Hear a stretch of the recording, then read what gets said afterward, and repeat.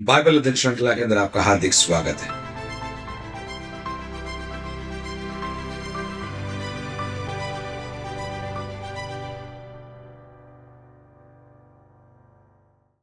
मिलकर हम याकूब की पत्री का अध्ययन कर रहे हैं और आज इस सत्र के अंदर हम 5वें अध्याय की कुछ आयतें मिलकर देखेंगे। पहले प्रार्थना करते हैं। परमपिता परमेश्वर, हम आपका बहुत धन्यवाद देते हैं आपके जीवित वचन के लिए। आपका वचन हमारे लिए दीपक के समान है, आपका वचन हमारे लिए उजियाले के समान है, आपका वचन हमारे लिए हथौड़े के समान है, आग के समान है। हमसे बात करिए और आपके पीछे चलेंगे सौभाग्य में दीजिए। प्रभु यीशु मसीह के अद्भुत और सामर्थ्य नाम में आमीन। याकूब की पत्री 5वां अध्याय इसकी पहली आयत। हे धनवान, सुन तो लो, तुम अपने आने वाले क्लेशों पर चिल्ला चिल्ला कर रो। पहले ही अध्याय से याकूब धनवानों को फटकारता है, कलीसिया को उद्बोधित करता है कि वे धनवानों को देखकर गरीबों के साथ गलत व्यवहार न करें। देखिए मेरे साथ पहले अध्याय के 10 और 11 में क्या लिखा, याकूब पत्री पहले अध्याय की 10 और 11। और धनवान अपने नीची दशा पर, क्योंकि वह घास के फूल की तरह जाता रहे।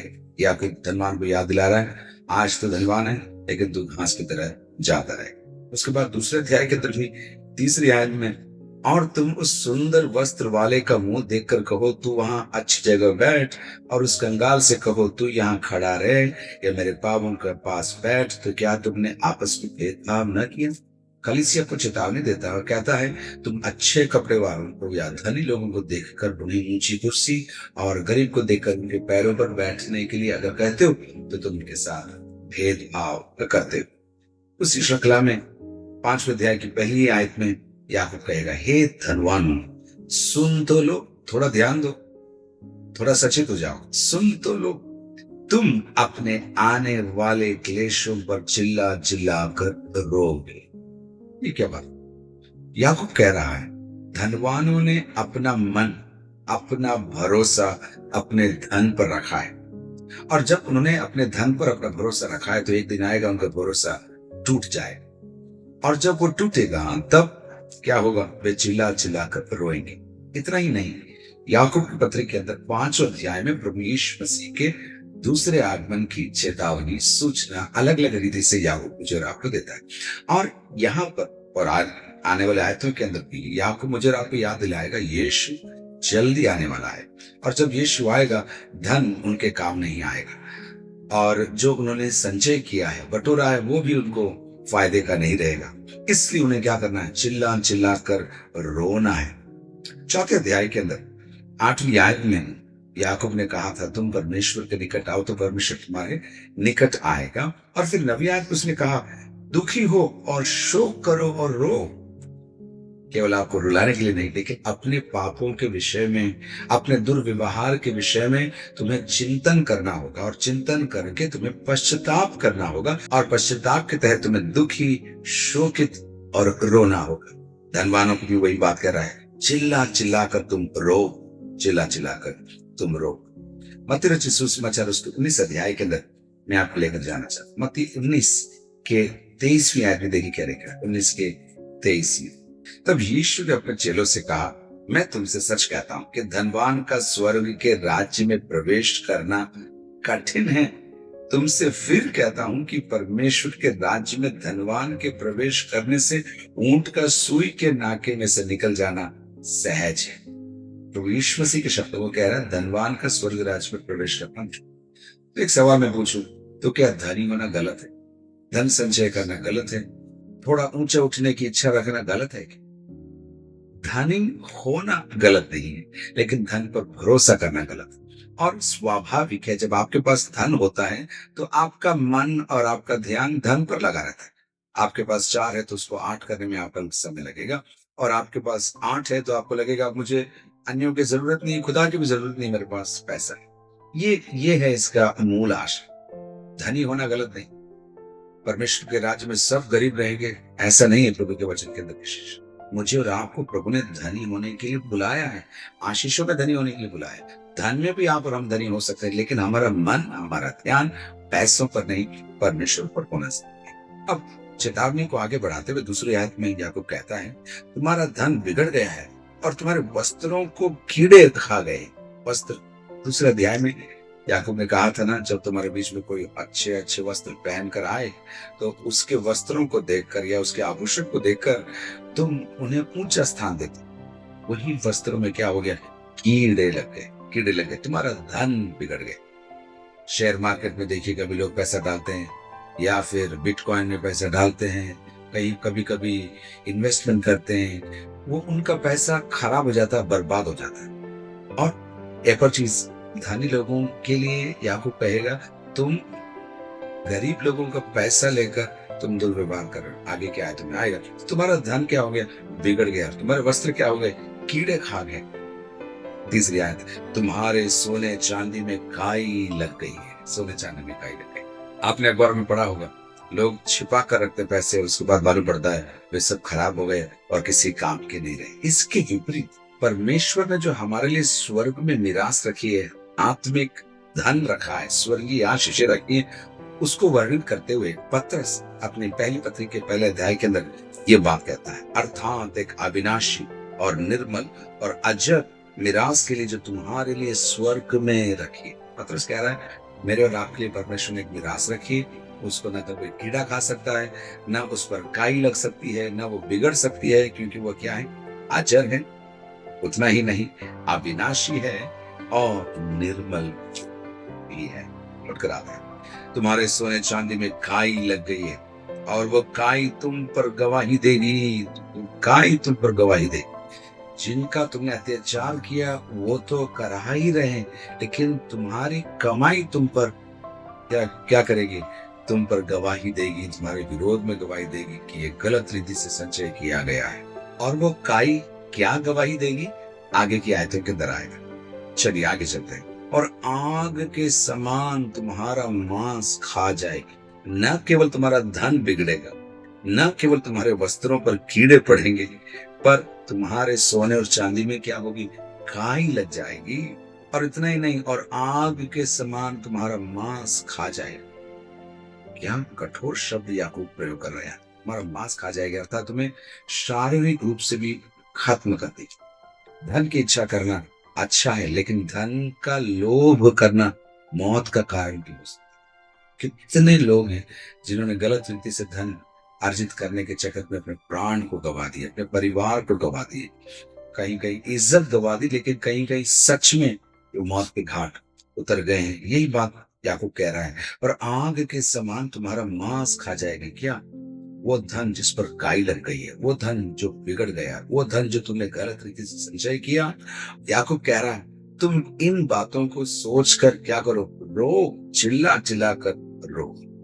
अब तुमने अंतिम युग में धन बटोरा है। तीन बातें याकूब यहाँ कहेगा, तीन आरोप प्रस्तुत करेगा। पहली बात, तुमने अंतिम युग में धन बटोरा है। ये आरोप क्या है? तुम्हें मालूम था कि ये अंतिम युग है, तुम्हें मालूम था समय कम है, तुम्हें मालूम था प्रभु यीशु मसीह का आगमन होने पर ही है, तब भी सब कुछ जानकर भी तुमने अपना समय, अपना ध्यान धन संचय करने में लगाया। और करना तो तुम्हें क्या चाहिए था? तुम्हें प्रभु के आगमन की बाट जोनी थी, उसकी इच्छा को पूरा करना था, लेकिन तुम 2 रुपये और कमाने के चक्कर में लग गए। यही हो रहा है आज भी। कलीसिया में किसी से पूछो क्यों नहीं आए? सब काम पर गया था। क्यों नहीं आए दुआ में? सब बहुत कर्जा है। क्यों नहीं आए?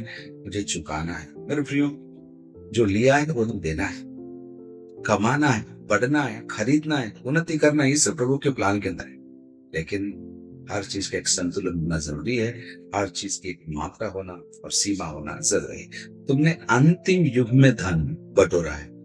ये अंतिम युग क्या है? बाइबल के अंदर प्रभु यीशु मसीह के पुनरागमन का समय है अंतिम युग। और जब से प्रभु यीशु मसीह का स्वर्गारोहण हुआ और जब वो फिर से आएगा, उसके बीच के समय को अंतिम युग कहा गया। और इस अंतिम युग के अंदर कुछ विशेषता ये है कि मुझे और आपको सचेत रहना है, क्योंकि बहुत कम समय है हमारे लिए। ऐसा नहीं जीना है कि हम तो बहुत टाइम तक जिएंगे, कुछ भी करेंगे, कोई फर्क हमको नहीं पड़ेगा। दूसरे तिमुथियुस के अंदर इसके 3 अध्याय की पहली आयत में भी ये प्रयोग हम देखते हैं, जिसको तिमुथियुस 3 अध्याय उसकी पहली आयत, पर ये स्मरण रख कि अंतिम दिनों में कठिन समय आए। अंतिम दिन कठिन समयों के दिनों की। एक और आयत, दूसरा पत्रस तीसरा अध्याय की तीसरी आयत। पहले ये जान लो कि अंतिम दिनों में हंसी ठट्टा करने वाले आएंगे, जो अपनी ही अभिलाषाओं के अनुसार चलेंगे और कहेंगे उसके आने की प्रतिज्ञा कहाँ गई, क्योंकि जब से बाप दादे सो गए हैं सब कुछ वैसा ही है जैसा सृष्टि के आरंभ से था। और उसके बाद पत्रस भी उसके बारे में लौट कर आते हैं। तुमने अंतिम युग में धन बटोरा है। चौथी आयत, देखो जिन मजदूरों ने तुम्हारे खेत काटे। देखो, एक बार और मेरा और आपका ध्यान याकूब खींचना चाहता है, और यही नहीं, सातवीं आयत में भी वो कहेगा देखो, फिर नवीं आयत में भी वो कहेगा देखो, फिर 11वीं आयत में भी वो कहेगा देखो। चौथी आयत, देखो जिन मजदूरों ने तुम्हारे खेत काटे, उनकी वो मजदूरी जो तुमने धोखा देकर रख ली है चिल्ला रही है। पहली बात, तुमने अंतिम युग में धन बटोरा है। दूसरी बात, जिनको तुम्हें मजदूरी देनी चाहिए थी तुमने नहीं दी। अब उसका परिणाम क्या हुआ? वे चिल्ला रहे हैं, वे मांग रहे हैं और तुम उन्हें नहीं दे रहे हो। जिन मजदूरों ने तुम्हारे खेत काटे, उनकी वो मजदूरी जो तुमने धोखा देकर रख ली है। धोखा ये होगा, हम बाद में दे देंगे, हम एक साथ दे देंगे, तुम्हारे लिए मैं और रीति से कुछ कर दूंगा। बहुत प्रकार के धोखे आज भी होते हैं। धन को लेकर, कमाई को लेकर लोग साल साल काम करते, उनको पैसा मिलता नहीं, या जब पैसा मांगने जाते तो काट कर मिलता है, या बहुत कुछ अन्याय इस प्रकार आज भी होता है। और याद दिलाकर कह रहा है, मजदूरी जो तुमने धोखा देकर रख ली है, अपने पास रख लिया, तुम्हें देना चाहिए था, तुमने अपने पास रख लिया। हम चिल्ला रही है। कौन चिल्ला रहा है? मजदूर नहीं चिल्ला रहे, क्योंकि आगे आएगा। मजदूर नहीं चिल्ला रहे, लेकिन तुमने जो धन अपने पास रख लिया है, जो तुम्हें देना था तुमने नहीं दिया, जब अपने पास रख लिया तो वो मजदूरी चिल्ला रही है। आप देख रहे हैं, निर्जीव चीजों में भी वो ताकत है याकूब के शब्दों में कि वो आपको कायल करे। सोने और चांदी में काई लग गई, और अब वो काई तुम पर गवाही देती है, तुम्हें भस्म करना चाहती है। यहाँ पर जो मजदूरी तुमने रख ली अपने पास, वो क्या कर रही है? वो चिल्ला रही है। इसलिए तुम्हें प्रार्थना में, पश्चाताप में चिल्लाना चाहिए। और फिर आगे, और लवने वालों की दुहाई सेनाओं के यहोवा के प्रभु के कानों तक पहुंच गई। जिनकी मजदूरी तुमने रख ली है, जो लवने वाले हैं, जिनकी कमाई तुम्हारे पास है, वो तुम्हारे पास आकर निवेदन नहीं कर रहे हैं, वो परमेश्वर को पुकार रहे हैं, कह रहे हैं प्रभु हमारा जो पैसा फंसा हुआ है आप हमें दीजिए। बहुत अच्छा नमूना है। मनुष्य के सामने हाथ बढ़ाओगे, वो तुम्हारे लिए शायद करेंगे या ना करेंगे, लेकिन परमेश्वर के सामने एक नमूने के तौर पर ये मजदूर और ये खेत में काम करने वाले क्या कर रहे हैं? परमेश्वर जो सेनाओं का यहोवा है, अद्भुत, छुड़ाने वाला, पराक्रमी, सेनाओं का यहोवा। शब्दों का प्रयोग देखिए, निर्बल है, उसका धन मालिक ने रख लिया, लेकिन वो किसको छुड़ा रहा? सेनाओं के यहोवा को छुड़ा रहा है। अब 5वीं आयत में, तुम पृथ्वी पर भोग विलास में लगे रहे और बड़ा ही सुख होगा। 3 आदत है। पहला, तुमने अंतिम युग में दान बटोरा। दूसरा, तुमने मजदूरों की कमाई अपने पास रख ली। और तीसरा, जो कमाई तुमने रख ली इसको तुमने क्या किया? अपने भोग विलास में विनाश कर दिया, तुमने शांति खुदा दी। ये बात दूसरे और तीसरे अध्याय में देख चुके हैं। भोग विलास में, सुख विलास में हमें हमारी कमाई को खर्च करने की अनुमति नहीं है। हम आशीषित रह सकते हैं, खा सकते हैं, पी सकते हैं, अच्छे जगहों पर रह सकते हैं, लेकिन नावश्यक खर्चा करना गलत है। आपके पास हो तब भी खर्चा करने के लिए, जब आपके पास नहीं है और उधारी में खर्चा करना तो और भी गलत है। लौट कर आकर तुम पृथ्वी पर भोग विलास में लगे रहे और बड़ा ही सुख होगा। तुमने इस वध के दिन के लिए, इस वध के दिन, कौन सा दिन? परमेश्वर से क्या कर, तुमने इस वध के दिन के लिए अपने हृदय का पालन पोषण करके उसे न्योता ताज बलिदान की बातों या तुम विषम देखती कठोर है, लेकिन जरूरी। तुमने अंतिम युग में धन बटोरा है। दूसरी बात, तुमने दूसरों की मजदूरी रखी है। तीसरी बात, उस धन को लेकर तुमने अपने भोग विलास में खर्च किया है। तुमने अपने आप को खिला पिला कर मोटा और ताजा कर दिया, लेकिन तुम भूल गए कि तुम्हारा भी वध होने जा रहा है। इस वध के दिन के लिए अपने हृदय का पालन पोषण करके उसको मोटा ताजा। छठ गया है, तुमने धर्मी को दोषी ठहराकर मार डाला। धर्मी को दोषी ठहराकर मार डाला। याकूब विषय वस्तुओं के बीच में कूदता हुआ लगता है। अब तक वो गरीबों की बात कर रहा था, अब तक वो मजदूरों की बात, अब तक उनकी बात कर रहा था जिनका धन वालों ने अपने पास कर लिया। लेकिन एक तो वो कह रहा, तुमने धर्मी को दोषी ठहराकर मार डाला। सच में धर्म के प्रभु यीशु मसीह, क्या याकूब प्रभु यीशु मसीह की बात कर रहा है? तुमने धर्मी को दोषी ठहराकर मार डाला। हो सकता है, लेकिन स्पष्ट रूप से नहीं लिखा, इसलिए हम ये नहीं कह सकते कि क्या है प्रभु यीशु मसीह की। लेकिन इतना जरूर है, तुमने धर्मी को दोषी ठहराकर मार डाला। ऐसा भी हो सकता है जब मजदूर लोग कमाई मांगने के लिए अपने धन को मालिक से मांगने के लिए आए होंगे, इन्होंने मरवा डाला हो। ऐसा भी हो सकता है। आज की दुनिया के अंदर कुछ भी हो सकता है, पैसे को लेकर, जमीन को लेकर, रिश्ते नाते संबंध कॉन्ट्रैक्ट, किसी के काम में ऐसा भी हो सकता है और हुआ होगा।